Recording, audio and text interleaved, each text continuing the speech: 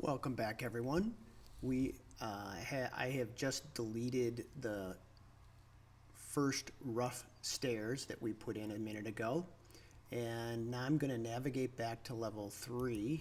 And of course, if you've noticed, I've turned on the mouse pointer, which hopefully is helpful. All right, so let's go back in and put in the correct stairs that the textbook is asking us for.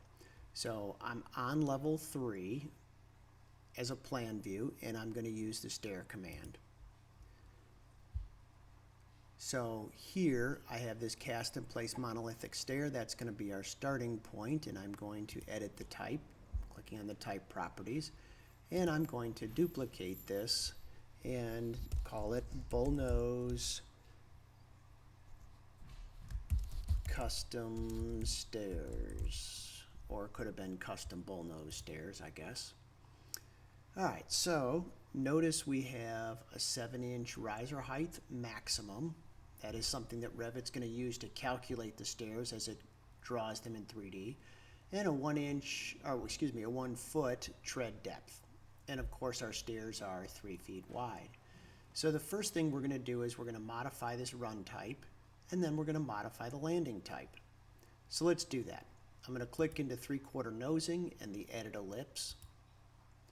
In this new dialog box, notice I have 2 of them now. We have some changes here to make in the nosing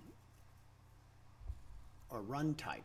So I'm going to here change the profile to, let's see, where's my nosing profile here. I'm going to change this to stair nosing. And so we're going to end up with what are called open stringers. So the stair treads should hang out past the stringers just a little bit. So I'm going to change the nosing to apply on the front, left, and right of each tread.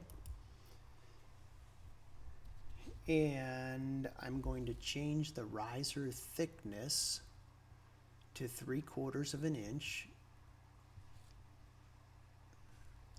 So I'm going to click on riser here, and when I do, the thickness becomes editable, and we said 3/4 of an inch. And I'm going to extend the tread behind the riser, and this is kind of like, hey, how am I going to create the joint between the tread and the riser? So tread underneath riser. And then I'm going to change the material for the monolithic material to be mahogany. I'm going to change the tread material to mahogany and the riser material to mahogany. Notice that tread material is grayed out, and when I come underneath treads and ask to check that so I can customize it, then the material becomes editable.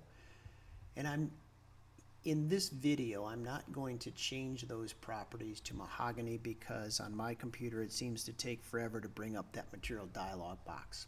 I'll do it off screen, and you guys need to modify these 3 material boxes each to mahogany. Okay, so now I'm going to click OK. So that's step 1. Step 2 is to adjust this landing type. So I'm going to click the edit ellipsis, and of course I get a new dialog box, and I'm going to duplicate this thing, and I'm going to name it 1 foot 0 inches mahogany, and I have a new name. So here I'm going to change the thickness to 1 foot, and I'm going to need to change the material to mahogany, and again I will do that off screen so that it doesn't waste a ton of time here. So I'm going to click OK in this dialog box, and then I'm done with this dialog box as well, and I'm ready to do the geometry for these stairs. So again, remember, we're going to use up here in the option line, we're going to use run center. I want my base level to be level 1, and I want a 6 5/8 inch offset from level 1. We're doing this because we're going to come back in later and put in a custom first stair.